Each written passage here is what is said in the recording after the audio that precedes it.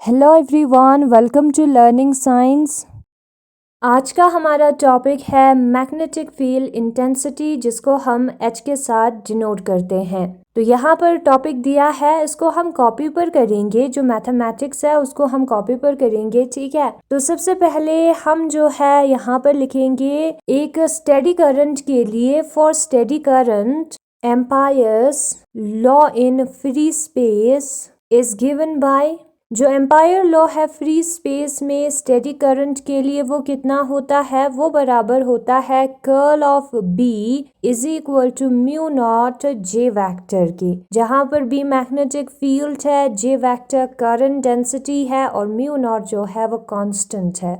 अब ये जो जे वेक्टर है वो किसके बराबर होगा, जे एफ वेक्टर और जे एम वेक्टर के बराबर होगा। तो यहाँ पर जो जे एफ और जे एम है वो करंट डेंसिटीज है फ्री और बाउंड करंट्स के लिए रिस्पेक्टिवली।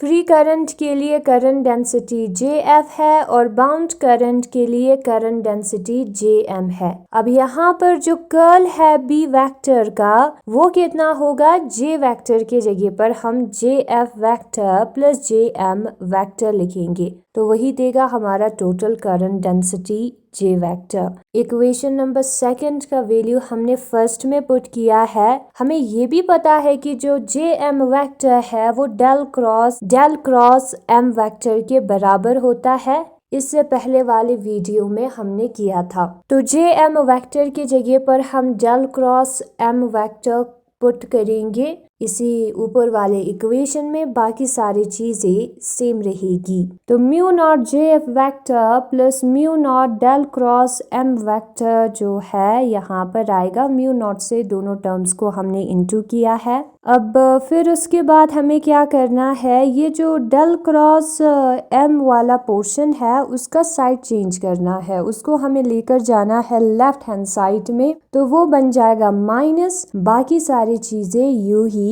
सेम रहेगी। फिर उसके बाद हमें क्या करना है, जो डेल ऑपरेटर क्रॉस प्रोडक्ट है वो दोनों में प्रेजेंट है, तो उसको हम कॉमन बाहर निकालेंगे। क्या बचेगा, डेल ऑपरेटर क्रॉस प्रोडक्ट को जब हम ब्रैकेट के बाहर निकालेंगे तो B vector minus mu naught M vector bracket के अंदर बचेगा, और उसको हमें म्यू नॉट के साथ डिवाइड करना है, तो हमें मिलेगा जे एफ वेक्टर। तो del operator cross product B divided by mu naught हमें लिखना है B vector divided by mu naught, फिर हम माइनस लिखेंगे, म्यू नॉट और म्यू नॉट हो जाएगा कैंसिल, एम वेक्टर हम लिखेंगे। इस म्यू नॉट को डिवाइड में लाया है, फिर हमने अलग से डिवाइड किया है इन दो टर्म्स के साथ, ठीक है। तो हमें ये वाला टर्म मिला। अब यहाँ पर जो ब्रैकेट के अंदर टर्म है B vector divided by mu naught minus M vector, वही हमारा एच वेक्टर के बराबर होता है। और H को हम क्या कहते हैं, H को हम कहते हैं H वेक्टर को मैग्नेटिक फील्ड इंटेंसिटी, जो कि आज का टॉपिक है, ठीक है। ये जो टर्म है उसकी जगह पर हम H वेक्टर पुट करेंगे ऊपर वाले इक्वेशन में। तो कर्ल ऑफ H वेक्टर जो है वो जे एफ वेक्टर के बराबर होता है, current density of free current के बराबर होता है, ठीक है ना। हम इस ऊपर वाले इक्वेशन का सरफेस इंटीग्रेशन करेंगे, सरफेस एस के ओवर इंटीग्रेट करेंगे, ठीक है। तो del cross H dot D S हमें लिखना है, ऐसे करते हैं surface integration. J F vector को डी एस के साथ डॉट प्रोडक्ट करना है और हमें सरफेस इंटीग्रेशन करना है, और ये है हमारा इक्वेशन नंबर 6 बुक में दिया है, 6th इक्वेशन है इसलिए यहाँ पर लिखा है। नाउ जो हमारा स्टोक्स थ्योरम है उसके मुताबिक क्या होता है, अकॉर्डिंग टू स्टोक्स थ्योरम के मुताबिक जो सरफेस इंटीग्रेशन होता है कर्ल ऑफ एच वेक्टर का, वो उसके लाइन इंटीग्रेशन के बराबर होता है H vector dot D S vector की। तो यहाँ पर इस टर्म की जगह पर हम इस वाले टर्म को लिख सकते हैं, जहां पर C जो है वो एक हमारा कर्व है, क्लोज पाथ है, क्लोज कर्व है, जिसने हमारे सरफेस S को बाउंड करके रखा है। ये स्टोक्स थ्योरम का डेफिनेशन है, ठीक है। ये जो कर्व है वो हमारे सरफेस S का बाउंड्री है C। और हमें ये भी पता है कि जो जे एफ वेक्टर का सरफेस इंटीग्रेशन है वो करंट के बराबर होता है। जे एफ का सरफेस इंटीग्रेशन करंट के बराबर होता है। कैसे? जे एफ मतलब कि current density, current per unit area, और डी एस का जब हम सरफेस इंटीग्रेशन करेंगे तो टोटल एरिया आएगा, एरिया और एरिया कैंसिल, आई एफ ही बचेगा। ठीक है, फ्री करंट हमारा बचेगा क्योंकि जे एफ हमारा फ्री करंट डेंसिटी है, current density due to free current है। तो इन दोनों वैल्यूज को हम इक्वेशन नंबर 6 में पुट करेंगे। डेल क्रॉस एच की जगह पर लाइन इंटीग्रेशन और जे एफ डी एस की जगह पर आई एफ हम लिखेंगे। तो ये है हमारा एक नया इक्वेशन, और ये इक्वेशन हमें किस चीज के बारे में बताता है? ये इक्वेशन हमारा जो एम्पायर्स लॉ है जो कि हमने ऊपर पुट किया था उसका इंटीग्रल फॉर्म है। इंटीग्रेशन के फॉर्म में अगर हम एम्पायर्स लॉ को लिखेंगे तो उसको हम ऐसे लिखते हैं, जो हमारा मैग्नेटिक फील्ड इंटेंसिटी है उसका लाइन इंटीग्रेशन जो है वो करंट के बराबर है ना। हम एसआई यूनिट लिखते हैं, किसका? एसआई यूनिट लिखते हैं मैग्नेटिक फील्ड इंटेंसिटी का एसआई यूनिट लिखते हैं। अब यही जो ऊपर इक्वेशन है वहां पर हम देख सकते हैं कि अगर हम डीएल को इस साइड डिवाइड में लेकर आएंगे तो मैग्नेटिक फील्ड जो है वो करंट पर यूनिट लेंथ के बराबर होगा। करंट डिवाइडेड बाय लेंथ के बराबर होगा, तो उसका यूनिट जो है करंट का यूनिट डिवाइडेड बाय लेंथ का यूनिट के बराबर होगा। करंट का यूनिट क्या है? करंट का यूनिट जो है एम्पायर है और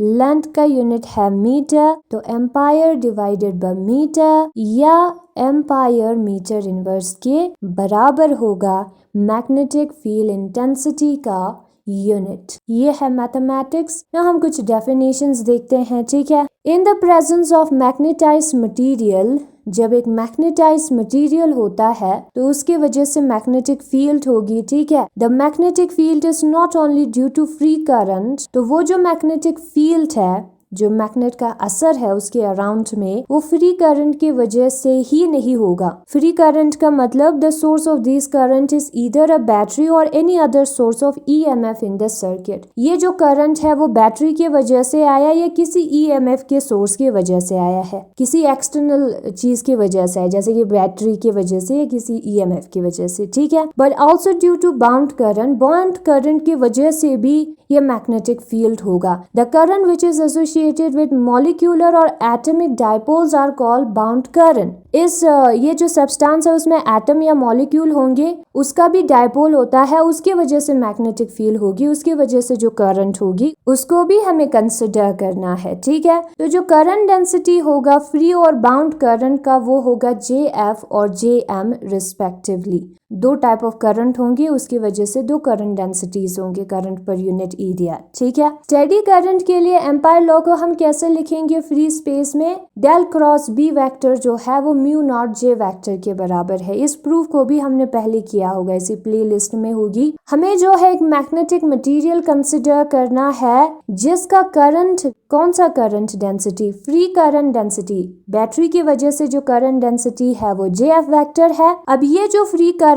है वो मैग्नेटाइजेशन करेगा इस मटेरियल का, करंट की वजह से मैग्नेटिक फील्ड होता है। ठीक है, और जे एम जो है वो बाउंड करंट डेंसिटी है मैग्नेटाइजेशन की वजह से मटेरियल में। ठीक है, जब मटेरियल मैग्नेटाइज होता है तो उसमें बाउंड करंट आता है, उसका current density, bound current density है जे एम वेक्टर।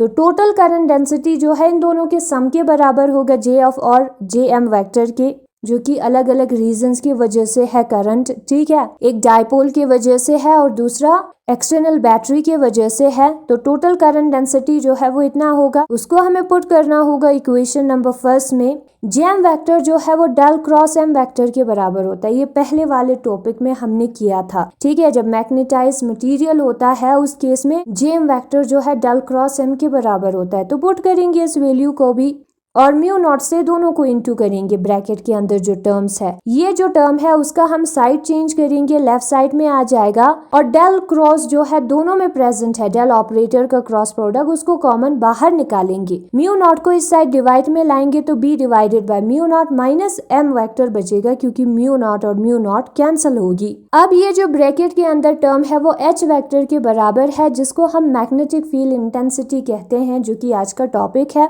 तो उसको पुट करेंगे हम यहाँ पर, फिर दोनों साइड का सरफेस इंटीग्रेशन करेंगे। ठीक है, स्टोक्स थ्योरम के मुताबिक किसी वेक्टर के कर्ल का सरफेस इंटीग्रेशन जो है वो उसके लाइन इंटीग्रेशन के बराबर होता है, उसी वेक्टर के। ठीक है, यहाँ पर दिया है स्टोक्स थ्योरम, आप यहाँ पर देख सकते हैं किसी वेक्टर का लाइन इंटीग्रेशन जो है उसके कर्ल का मतलब डेल ऑपरेटर के साथ क्रॉस प्रोडक्ट करना उसके सरफेस इंटीग्रेशन के बराबर होता है। अब यहाँ पर सी जो है वो वाला लाइन है जिसने बंद करके रखा है सरफेस एस को, लाइन या कर्व। ठीक है, अब यहाँ पर ये जो JFDS है वो IF के बराबर है। कैसे आता है, मैंने पहले कहा दोनों वैल्यूज को पुट करेंगे तो हमें इक्वेशन नंबर 2 मिलेगा और ये इंटीग्रल फॉर्म है। इंटीजर के फॉर्म में एम्पायर्स लॉ को हम ऐसे लिखते हैं जब हमें इंटीग्रेशन करके आंसर निकालना होता है। ठीक है, ऐसा यूनिट निकालना है तो करंट पर यूनिट लेंथ है, इसी में हमें पता चल रहा है। तो करंट का यूनिट होता है एम्पायर और लेंथ का यूनिट होता है मीटर, तो एम्पायर मीटर इनवर्स या एम्पायर पर मीटर इसका यूनिट होगा। ठीक है, तो यही है आज का टॉपिक, मैग्नेटिक फील्ड इंटेंसिटी।